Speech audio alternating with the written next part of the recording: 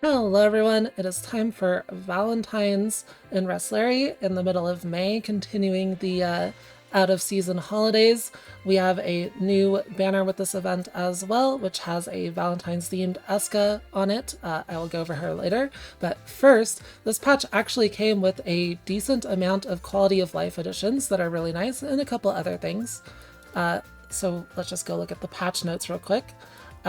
So we can collect 2 pies at once, which is pretty nice. We can also skip the animations in synthesis, which is really cool. That saves a ton of time while doing a lot of synthesis. We have new effect panels. So panels that give critical strikes, it can give them to you or enemies, and enemy crits are quite dangerous. These panels won't appear in old content, it'll just be in new content going forward, but you will start seeing them in like the event battles and stuff. You can also choose whether or not to display certain items based on certain variables during synthesis, which also speeds up synthesis quite a bit. You can turn off the red dots for certain daily quests if you would like. And we also get way more mana now. Previously, we had 5 mana per day natural regen, and now we have 24 mana per day. So 5 times as much mana here. And then also the cap has increased to 10 instead of 6, which is pretty cool. You can still, go over cap to like 999 or whatever, but for regen, you can go up to 10 now. We can also have multiple of the same character in one party, which is awesome. In JP, this came about a month later during the Flock banner, but we have it already in Global, which is pretty cool. You can have your all Resna Dream team eventually. We only have 3 Resnas for now, but eventually, right? And yeah, that's about it. Really good updates there. As far as the settings, I would recommend we go to options, and all of them are under game. You do have to turn them on. So, I would turn on the skip synthesis animation and the bulk pie collection. And then for the synthesis result pop-up settings, I would turn on the trait level one, but leave the rarity one off. Basically what this is this when the game shows you the items after you craft them, you can decide whether or not you want to display those based on these factors. So like if you turn this on, it will hide all SR items from you. But usually you're going for traits first and rarity second when synthesizing. So hiding SR items isn't really helpful. You want to know when you get a 10, right? Regardless of the rarity. Because usually a 10 SR will be better than a 9 SSR in most cases. But this one, however, will only show you items when the trait level is at least a combined 8 or higher, which is really nice if you already have good gear and you're basically only looking for those 9s and 10s when crafting. This is really nice to have on. It just speeds up synthesis a lot more. So highly recommend those options. Now for the banner. Like I mentioned before, it is a Valentine's themed banner. First up, we have the memoria. The first memoria is a stab stun memoria because Escha is a stab breaker. So to go along with her, this memoria is kind of whatever. Obviously, if you get it, it's good on her, but you would never use memory crystals on this. They're just not really worth using on breaker memoria over other options that can give you way more damage. So this memoria is kind of whatever. Cute art though. Love her in her little maid dress. And then we have this memoria, which is a little bit more interesting. When using a physical attack, reduces the target's physical resistances by 7% for 2 attacks. That's at max rank, of course. At lower ranks, it's basically worthless. It's like 1%. This one's a little weird. I would like it a lot more if you are able to scale its effect meaningfully at all. I think if they gave us a way to scale resistance reduction effects in the future, this would be a lot stronger. However, right now there's no way to scale it, so even at max rank, it's just not quite good enough at 7%. So once again, this memoria, it's not very good. If there was a way to meaningfully scale the resistance reduction effect, it could be quite strong. But we don't have that yet. We don't have it on JP. We don't know if it'll ever be added, so this memoria just, it's not very good because there's no way to scale it. There's much better memoria that are scalable, so that are coming up quite soon even, so yeah. And then Escha. So Escha is a stab breaker, and she is quite a good one at that. She is focused on supporting and increasing the damage output of your physical attackers. So for that specific purpose, she is actually really, really strong. She can give a ton of damage to your team, especially if your main damage is coming from physical units such as /Valeria or the upcoming Rose Valeria, who will be on June 10th, or Logy, for example.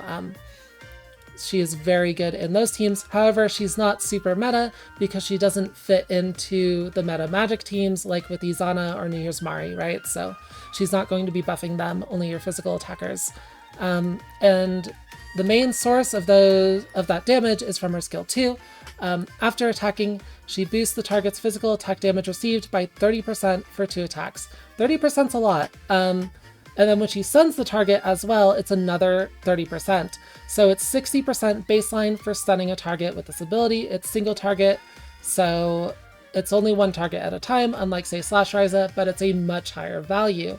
60% is a lot. However, it doesn't end there because this can be scaled. It's specifically increased physical damage received, which means it can be scaled by the physical magic resistance down trait.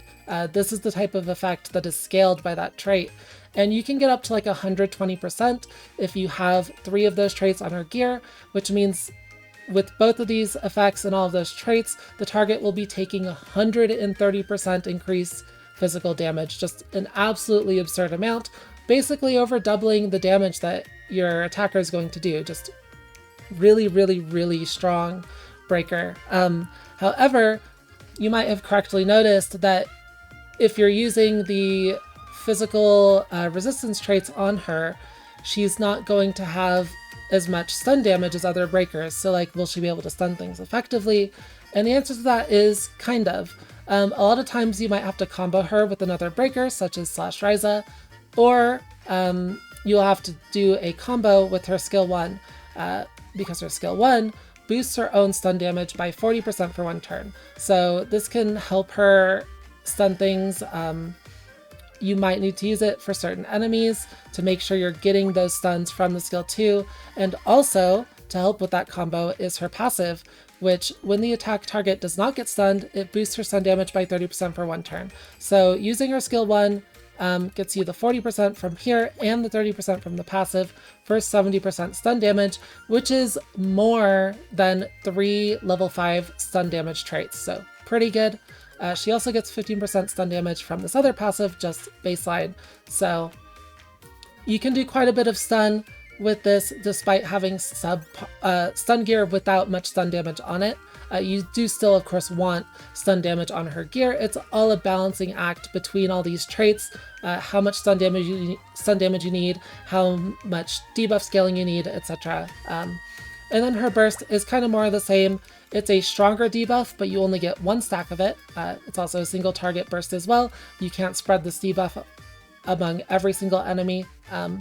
But yeah, 50% for 2 attacks.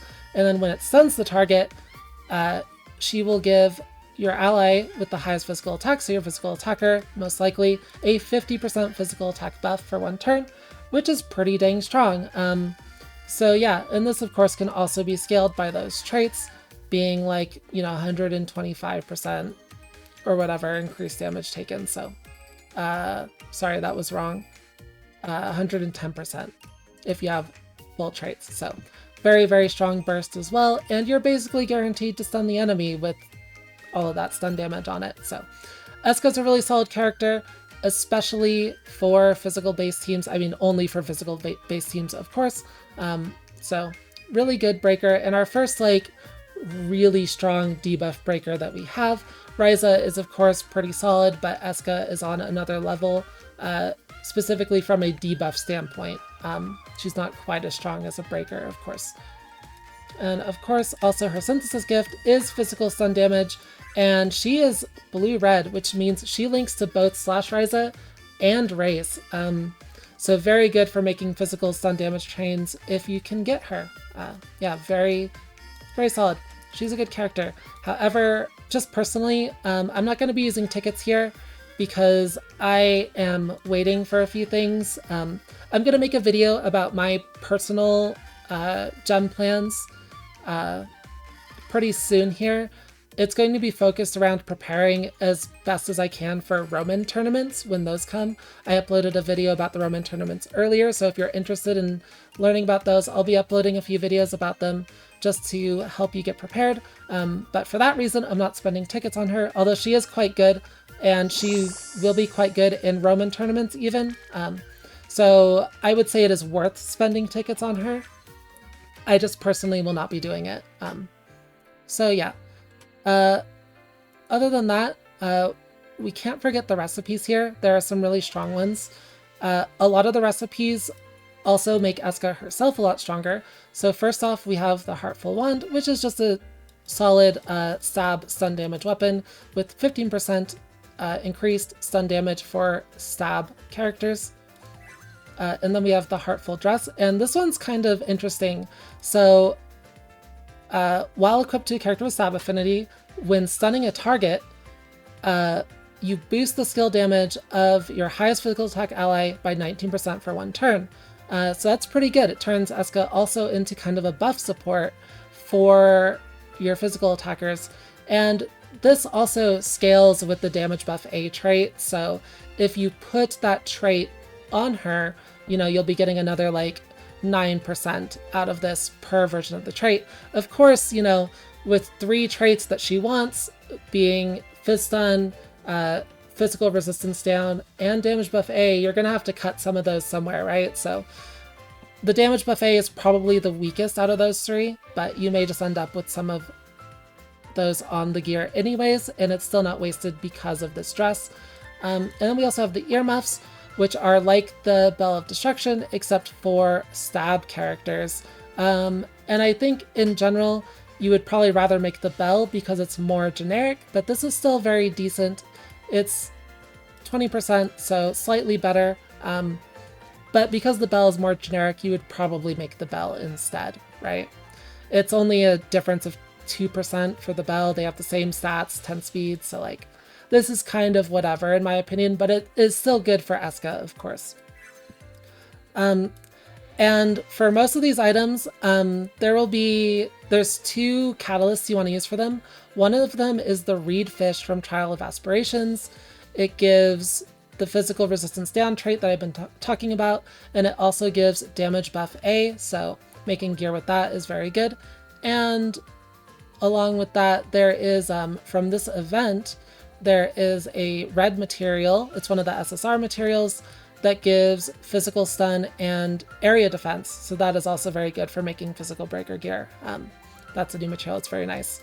Along with that, we have 3 other items. The sword is quite good.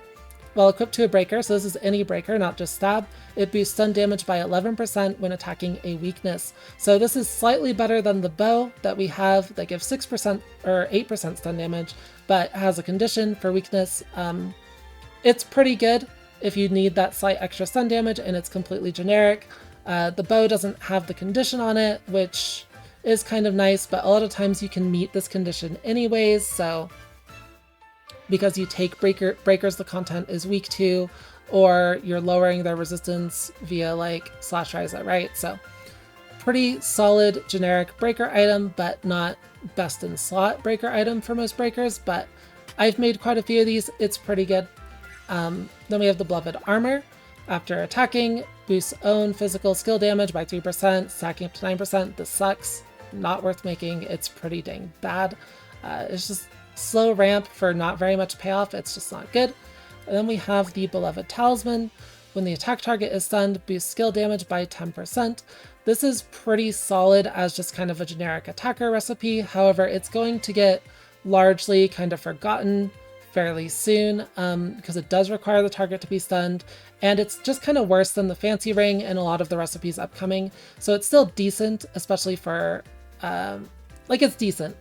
It's decent. The condition still is kind of rough, but it's not a bad item at all. pretty solid as a generic attacker accessory to just make, especially since you will have plenty of the materials from the event. It's totally fine to throw extra mana at this thing. It's not a bad item at all.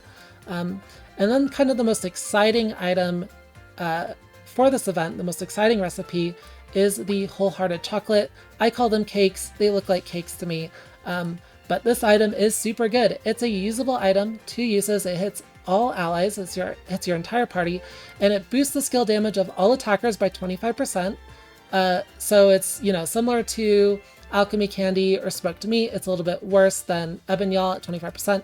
However, it also increases the stun damage of all of your breakers by 25%. So it's kind of a hybrid where you get a ton of stun damage and a pretty solid amount of skill damage. So this item's very good. I recommend making plenty of them with critical finish. It will serve you well.